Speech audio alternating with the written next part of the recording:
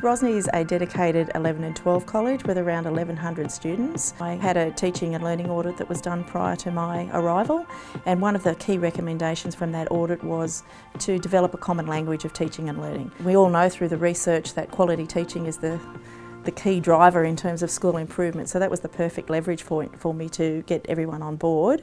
And part of that journey was exposing the whole of the senior staff team to a wide range of pedagogical frameworks or instructional models. Collaboratively, we decided that the Dylan Wiliam's work was the best fit for a senior college, and collaboratively they decided that an implementation team would be more effective, and hence the STEP team was born from that decision. A critical role of the STEP team is to contextualise the research around the 11 and 12 environment.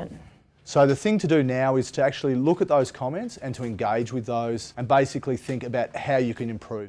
The role of the STEP team, in simple terms, is to implement the 5 strategies of Dylan Wiliam. That process then was decided on by the team, and the team decided that we would begin with the feedback strategy in the first year because we felt it was pretty central to people's teaching, and that we would then in the second year move on to the first 2 strategies, and then the third year introduce the 4th and 5th strategies. On the back of your sheet is a set of statements, feedback to students, okay, and then on the front there's a list of things to look for to determine whether a piece of feedback is effective. Then we were put into TLC groups, teacher learning communities, and our task was as individuals to decide what we wanted to look at, do a bit of research on our own and put it into our classes in some way, and then come back to the group and discuss how it went. That encouraged them to step outside their box and take a risk and speak in a group public forum that I'm going to commit to doing and trialling this strategy. At the top we've got what are my success criteria, so the words that I've used to tell you what I'm looking for. The bottom is the rubrics from the university. So I chose the Bump It Up wall, which is a way of displaying the students' work in the mark brackets or the allocated award brackets, and then the students can look at the wall, they can come back and reflect on the wall, and trying to pinpoint exactly what specifically they need to do to improve their work. What I've got for you here are some little snippets of your assignments without names on them. We're just trying to work out where this might fit into our Bump It Up wall or how it could be improved. We put this one as probably like a credit because it doesn't really justify why or how anything happened. It is very much just this is what happened. Now that you've got a really clear picture of the levels and the success criteria, have a think about whether or not you think you met those standards and whether there might be some things that you could improve upon. So when I give you back your work in a second, you can have a look at my comments and see what I think and see if they match what you've already come up with in your head. I think, where I went wrong is, music terminology, just using a bit more of it and justifying what I am saying. I've been trying to focus more on their understanding of their feedback. So I've been asking questions to try and gain a better comprehension of what they take away from the feedback that I give. What is it that they're hearing when I say something? Rather than me just writing the notes through it and my feedback throughout, what I've done is provided some footnotes, and wherever I thought there could be something that could be changed or improved, I put a 1, a 2 or 3, etc. So we did it in a stepped approach, put footnotes and said this is an area where there was something that could be improved, but I didn't provide the comments, and I made them think what sort of comments might I have written, and then the next step was to provide them with the comments, and then after that they got the mark. So by the time that they'd received the rating for their work, they'd actually gone through it a number of times and thought about where they could improve.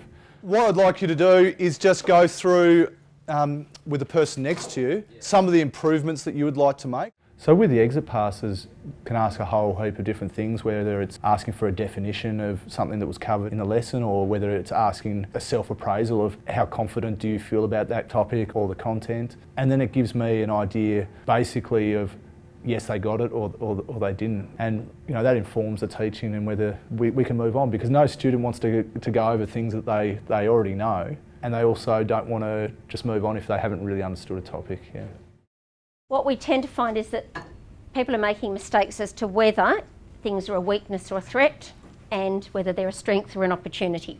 Opportunities and threats are outside of the business's control. What we were doing today was trying to assess how well the students understood the 4 different categories of a SWOT analysis. There tends to be a confusion between internal and external factors. And if I just ask the students to perform a whole SWOT in a test or just in a class, if they start going down the wrong track, they're going to spend 15 minutes reinforcing incorrect processes. The government is thinking about increasing fees for businesses in this industry. So it's a threat. So it hasn't happened yet, it's external. The government will impose that change on businesses in that industry. And so what I wanted is for them to be able to hold up their selection, but without necessarily telegraphing that message to the other students in the classroom. I think what Cahoots and Plickers do is they keep the attention up at the front of the room, so you're getting an individual's input, not the product of 2 students where you might not be able to identify if there's a problem. So the first half was obviously about trialling feedback mechanisms, and we decided that for the second half of the year we would have to try to move them more towards examining the effectiveness of the feedback mechanisms they're doing. So, okay, you've been using these, is there any evidence that they are making any difference to what the students are doing?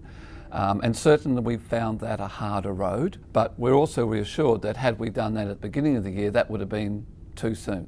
A lot of the conversations amongst the teachers was, how much extra work is this going to be for me? Once we got into the procedure, the actual run of it, it became clear to me that putting in place one little procedure had so many benefits.